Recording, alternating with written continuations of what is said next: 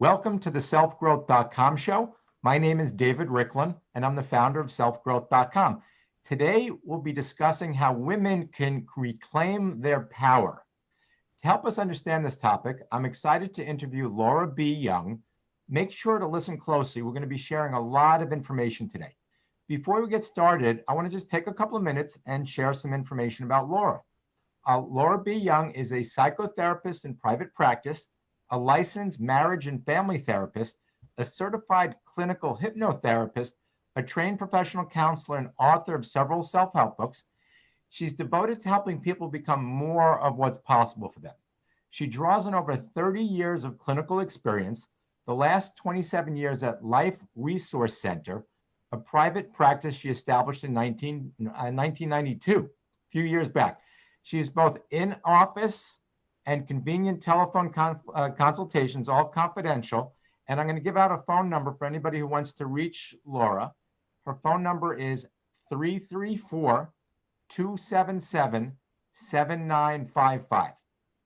Over time, Laura has specialized in relationships, life transitions, grief resolution, stress management, and women's creativity groups. Her most recent focus addresses women's concerns at every threshold of their life. Her most recent book, Remove Obstacles to Experience Unstoppable Feminine Power, addresses the many ways that women betray themselves, thus holding themselves back. And I want to share also her main website, and we'll get into some other things in a little bit, is LauraBYoung.com. All right, Laura, welcome to today's show. Hello, David. Happy to be here, especially happy to be discussing one of my favorite topics in the whole world. All right, it's an important topic, so let's jump right in. So I mentioned the topic is how women can reclaim or claim their power. How widespread is the need for women to reclaim their power? Why is this such an issue? Well, have you looked at the state of the world lately, David? 50% of the power in the world that's not being fully utilized is the feminine power. Right. However, many women look at it with a bit of a negative skew because they don't really fully claim their own power, and they believe they have to be in the world using the male template of power, which of course is absolutely necessary, but I believe insufficient. I think we have to join and unite. But women tend to, I'm not saying most of your audience are probably well-versed in using much of their feminine power. The only thing is, if there's something in your life where what you really want and what you're really experiencing indicates that there's a gap.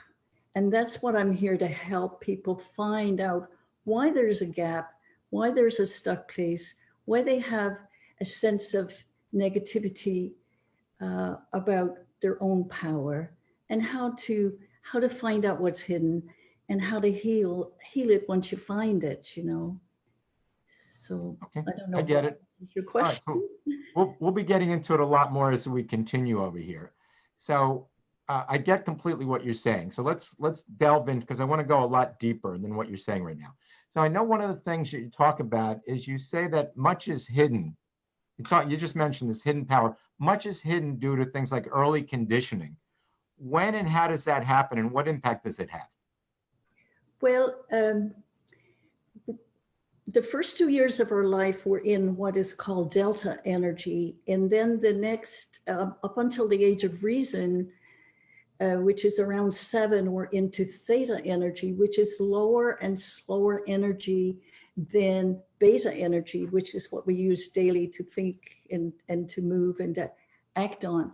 So in that state, we're kind of in that low, slow energy. We're really, whatever comes across our way merges with us. We take it in as if it is the truth. We have no way to reason or to question. And of course, we can't, but even if we could, who would listen at that age, you know? So that's where the conditioning comes in. If you, for instance, it's magical thinking in a way. Whatever happens that's good, we think we caused it. whatever happens that's negative, we think we caused it. And we kind of get those feelings inside of ourselves that we're good or bad. So Right. if we spill milk and mother says, oh, oh, don't, we take in that mother being irritable is our fault. We take Okay. everything in as if it's our fault. So we are conditioned to um, kind of accept whatever comes our way. And I'm afraid women, females and males are really conditioned differently. It doesn't mean we're not all caught in a prison of conditioning to some extent. We all have our stuff, Hmm. but men have a freer time, as we will see.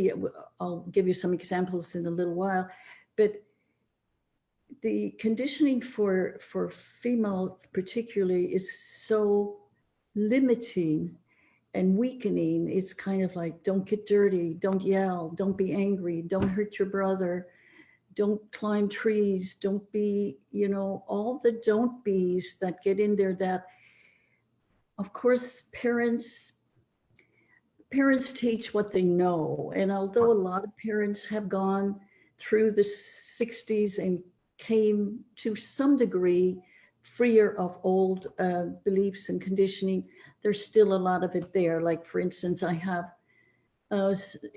a young woman named, well, she's middle-aged now, but Amy. She said, I grew up, my mother was really active in the 60s. She was a bra burner.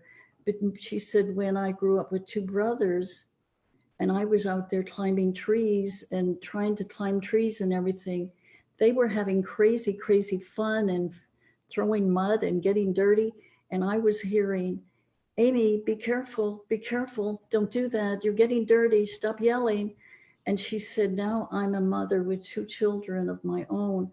And I believe I'm passing along the ancestral beliefs and Right. conditionings. She said, plus I never got a chance to develop my physical courage. She said, and Hmm.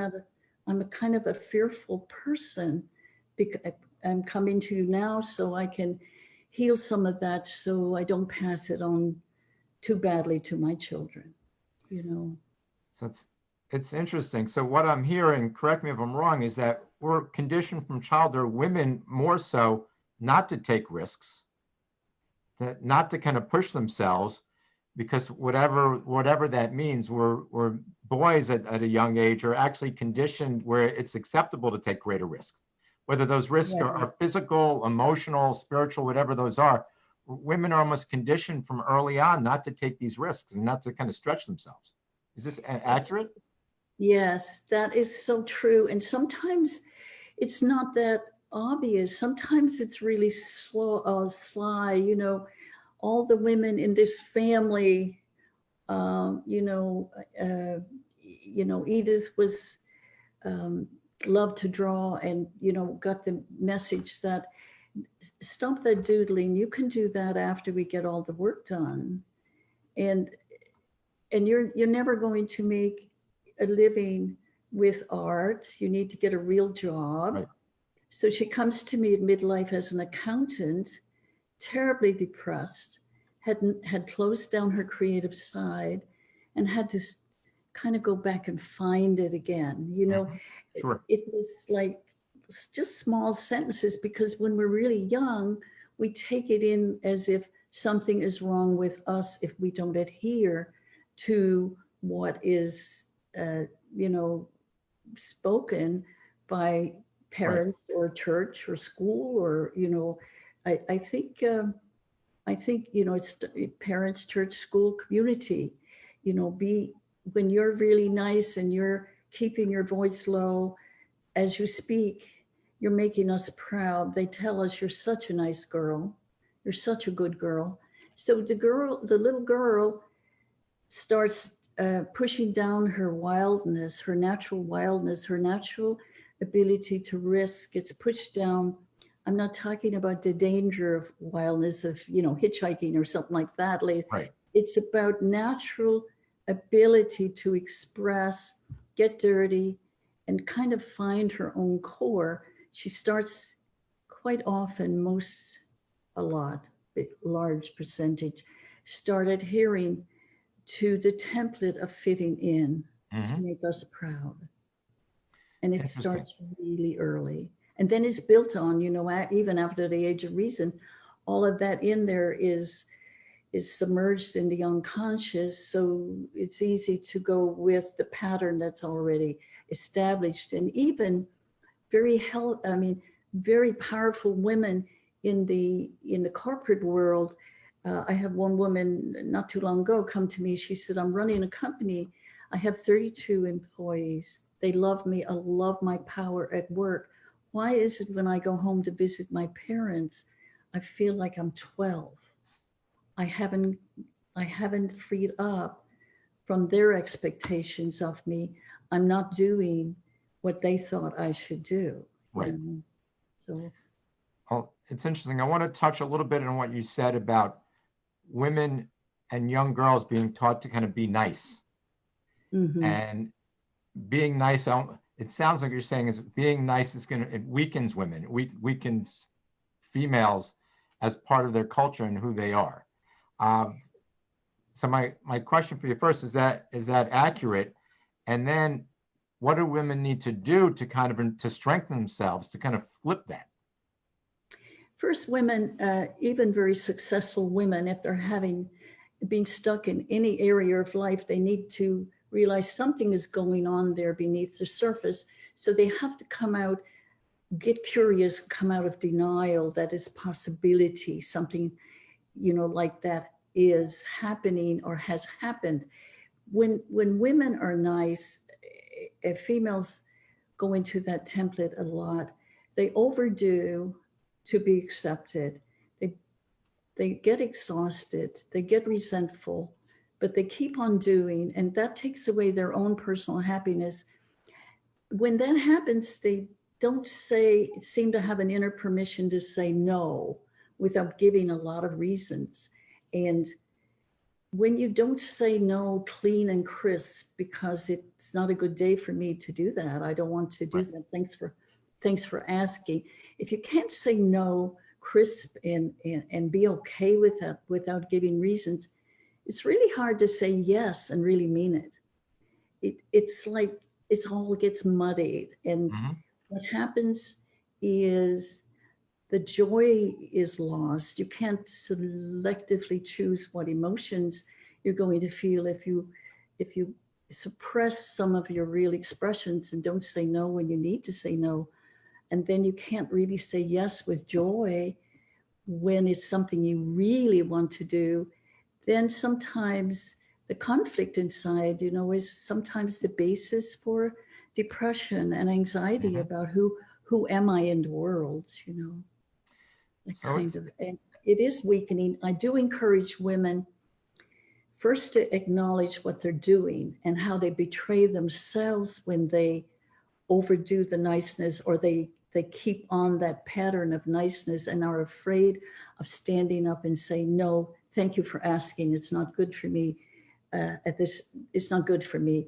Because when they do that, when they stop, if they will learn that they can be kind, which is different than nice. Kindness seems to be a universal trait that has within it choice. hmm. Choice to be, it's confidence in kindness. There's a sense of, I can choose to, kindness is kind of universally appreciated, but it doesn't mean betraying oneself to do it. Kindness can say no. Kindness can say, this is not a good time. Kindness says, yes, I'd love to do that.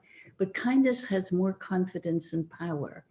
And you will find that in men who are kind.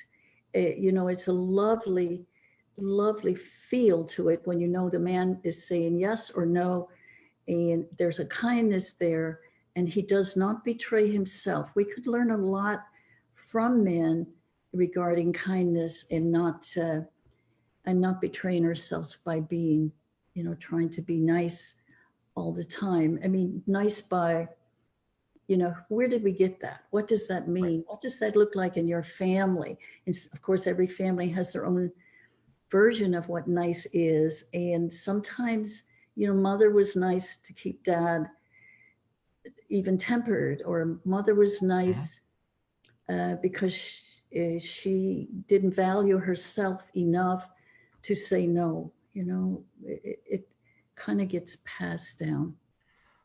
What's interesting, and one of the things I heard you saying was being nice all the time is exhausting.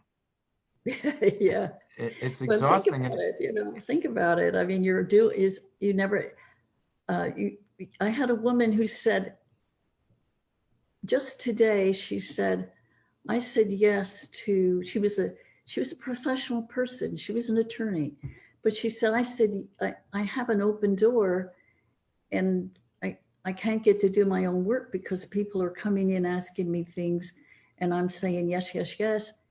And I talked to her a little bit about what have you had, just certain hours where you were available to your staff Mhm. for questions or for encounter. And she said, I'm worn out by the end of the day, and then I stay later to do my work. Right. So she had to really stop and think if she was up to making that kind of change, because what would they say? What would they feel about her? They would just not think she was a nice person. But, eventually she had to, because she was getting exhausted and not doing her work and staying late at the office, and that impaired her marriage and children's needs. So, it gets to be a domino effect. Right. What I find interesting is being nice also ties into taking away your ability, or in your mind, you always need to be nice. It's taking away your ability to say no.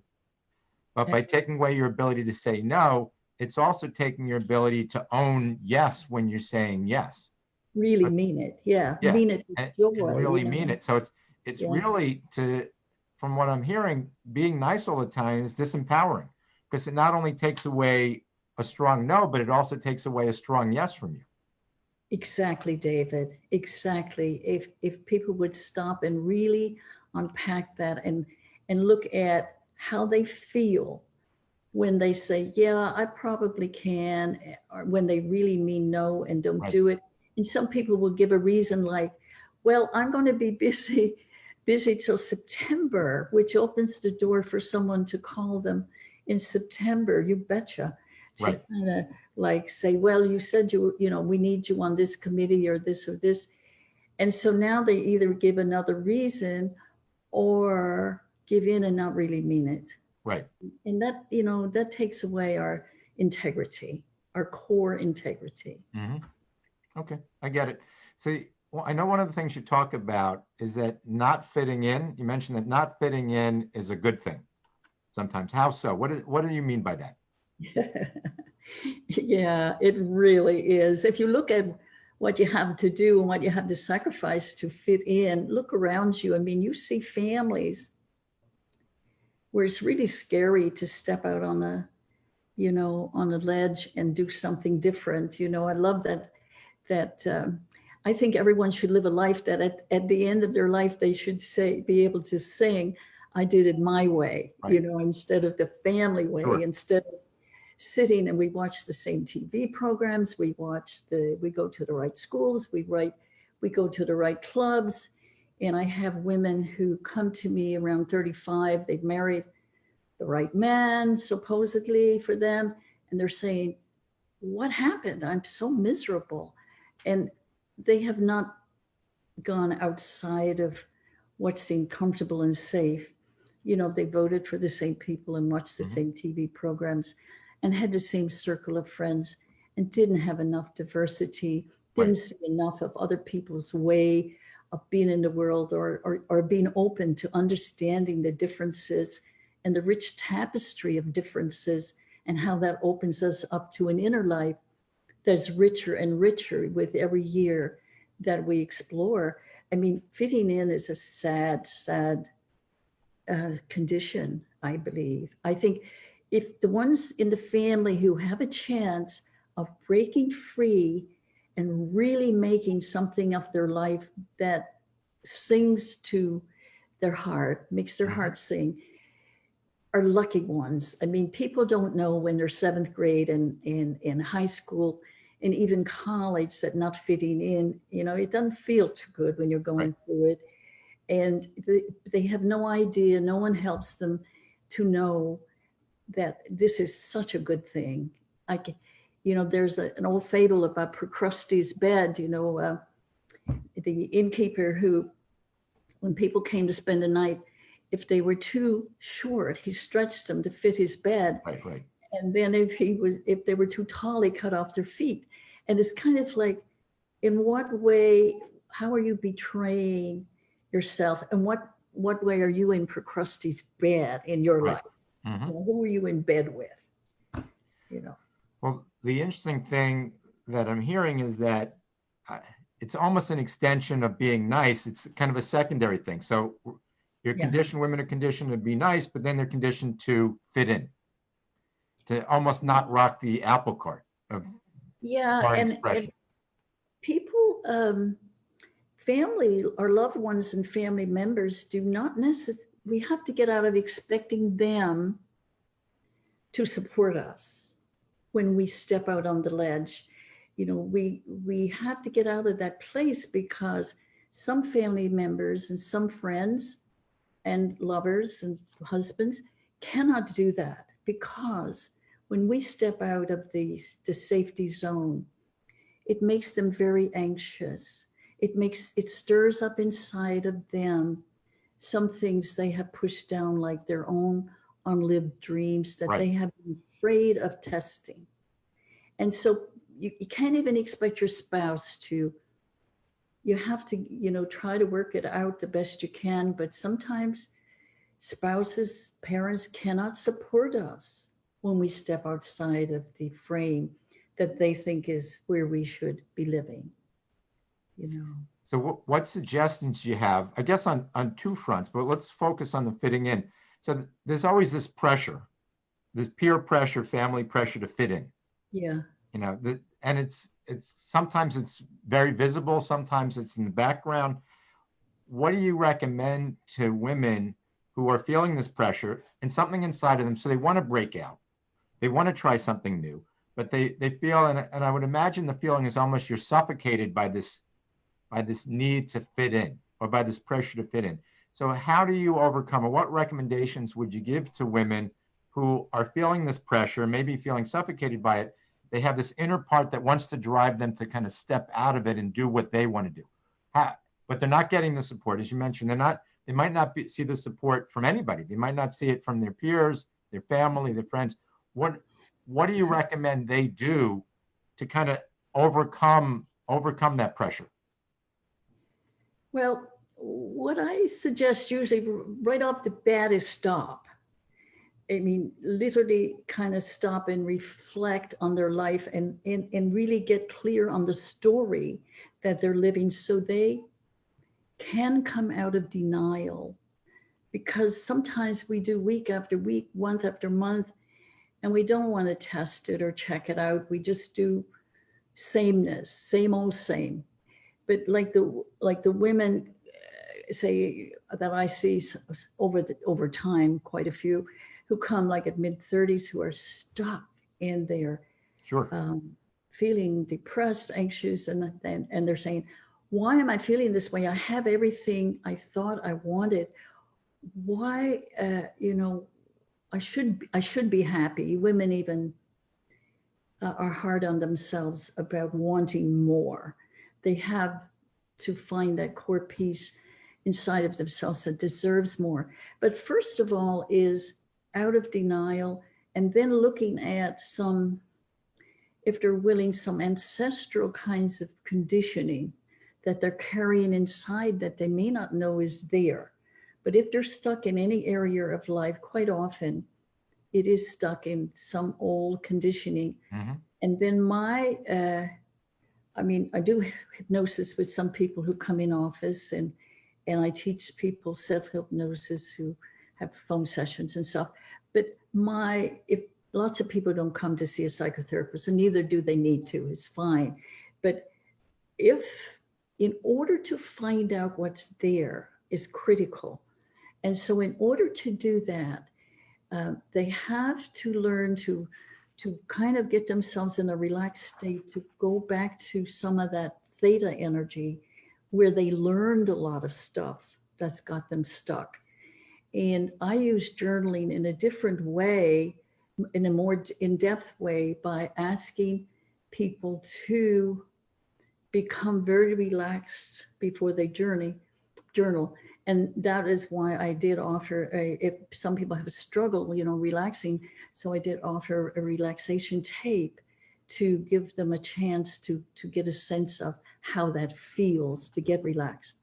And then you journal, and you can bring up younger parts of yourself. I go into that in depth in the book, and you bring up younger parts of yourself to see what age you were, or Right. what do you what have you bought into that you need to change for a fuller, more exciting, joyful life. And but the critical thing to get the most out of this kind of journaling, is to journey backwards into a bit of a relaxed Right. state. So you have more opening. It's kind of like it disarms the unconscious. The unconscious wants to snap the purse shut and not let out any secrets that are in there. And sometimes we can't go at the unconscious directly because it's very much a survivalist and very much resistant to change. So what relaxation does when you go back into a slower, lower energy, it helps you disarm the unconscious, where you can get more information, Right. instead of attacking it directly, so to speak. So you just shared a lot of information. Let me just unpack some of it. So one of the things you're talking about is the importance of kind of relaxing in general, especially if you're going to be using a journaling technique. So the first thing I want to mention is, Laura, you've created an audio program, and you're offering it for free to everybody. And I just want to tell people where to go to get that. It's LauraBYoung.com. So Laura, initial B, young.com/relax. And if you go to LauraBYoung.com/relax, there's an audio there that will help you get into a much more relaxed state. And one of the things I'm hearing you say is that one of the techniques that you have helps you kind of heal this unconscious conditioning. So we've had this unconscious conditioning that we talked about from early on in our lives. And a powerful technique to get there is by journaling. And I know you get into that in your book a little bit, but in order to effectively use journaling, you recommend getting into kind of more of a relaxed state in order to do that. So I just want to recommend the audio once again, and the journaling concept. But I know one of the things, we might not have time to go into it deeper here, but journaling is a very powerful tool. And I know you talk about it in at least one of your books. Can you take a minute and just tell us a little bit about your books? I know you have a new one. What book would you recommend people start with to learn some of the things you're talking about? Well, I think my latest book, Remove Obstacles to Experience Unstoppable Feminine Power, addresses a lot of the ways women lose their power and sometimes don't even know it. There's a whole big area around anger that, if it's suppressed and not expressed properly, it usually leads to depression and a feeling of, is this all there is in life? The suppression of wildness is I go into that, and how to reclaim that part of you that was exuberant and natural and engaged in the world, and to be fully conscious in the world, to be fully into your personal power. It doesn't mean force and linear expertise. It means, for women, it means developing their intuition, their willingness. They have a willingness to learn new things. They have a curiosity. They're willing to be beginners, which sometimes men are not so much, but women kind of go past that and are curious. And one thing it's really important is be willing to acknowledge there's probably some denial in some area or other. None of us are stuck in all the areas. But even if you're stuck in one, it may make a difference. Like the woman, who ran a company but became 12 when she visited her Right. parents. Even one can trip you up a little bit. Sure. And then and then you kind of give yourself, permission to look at the male template and look at, we all have male, female energy inside of us, and look at how balanced you are. If you're able to pull out some of that action by becoming more determined to have a full life, to know yourself, to know what's hidden, and also know that there are ways, once you know what's hidden, how to heal what's hidden so you can free up. And quite often, from my point of view, it's stuff that we don't even know it's there. It was put in. I grew up with a belief that poverty was spiritual. I mean, you can imagine it was you're closer to God if you're poor. You can imagine how many years of unpacking I had to do around that belief that in the beginning I wasn't even know it was there, except some patterns in my life were showing up, and I needed to proceed, or to have the courage to proceed. I needed to unpack that and release it. I mean, and we do that by degrees. We don't do it one time and it's over. It's, it's a process. Put in there pretty much step by step, Yeah. So just to reiterate, the main book, your new book, is Remove Obstacles to Experience Unstoppable Feminine Power. And Yes. just a quick thing, I know you also have a website set up to make it easy for people to go to, and it's femininepowerbooks.com. Is that right? Femininepowerbooks.com? It takes them right to the book. Yes. Okay. Absolutely. So femininepowerbooks.com. So do you have any suggestions also? Because I know you work a little bit with mothers of daughters who kind of want to spare their daughters these struggles, right? You're talking about this conditioning, kind of mindless conditioning. Do you have any thoughts or suggestions on what mothers could do for their daughters who want to kind of spare the struggles that many women go through? I have a few mothers in my caseload over the last few months who read the book and agreed that unbeknownst to themselves, they were probably passing along some skewed ideas of what it is to be a woman, and particularly a woman in today's to grow up into a woman in today's world. And one of them particular had 3 daughters and said, I wish I'd had this much earlier to review my own story and my mother's story that I'm carrying at times. But she said, I'm studying it to try and stop the generational disempowerment of females. She said, there's so much I'm learning, but it's teaching me what to teach. Like the Amy person I mentioned earlier, her mom, was in the 60s. They were very angry and they had to do, compelled to do extreme things to get attention to the fact we want egalitarian respect. But there was a lot of anger at that time, a lot of anger, and understandably so. But they didn't go through the whole circle. It's almost like they went 180, and then some things were relieved and people's kind of settled back into a kind of a place of complacency in some ways. But this time we can't do it with anger. We have to do it with finding our own power and stepping up and being counted, and know that we count. But we've all had a feeling of our own power, no matter how our upbringing was or what we're doing.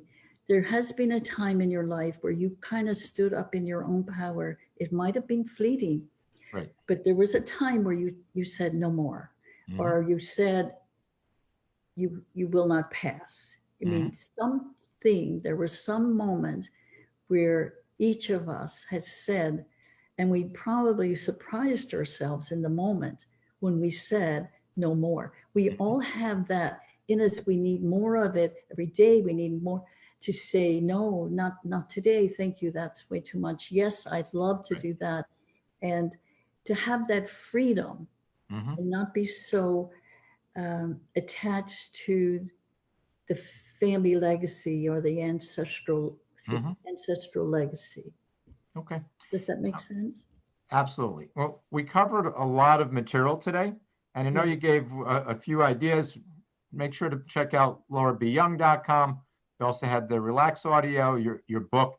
Is there anything else? And we also tell people how to contact you directly. Uh, and you do phone consultations, things like that. LauraBYoung.com. All the details are there.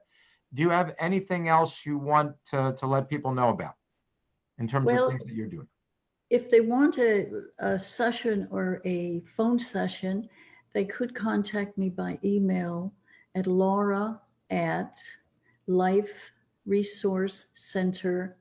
laura@liferesourcecenter.net. And I usually, get back to my emails fairly quickly. And I love, this is a great time to be a woman. It is a great time.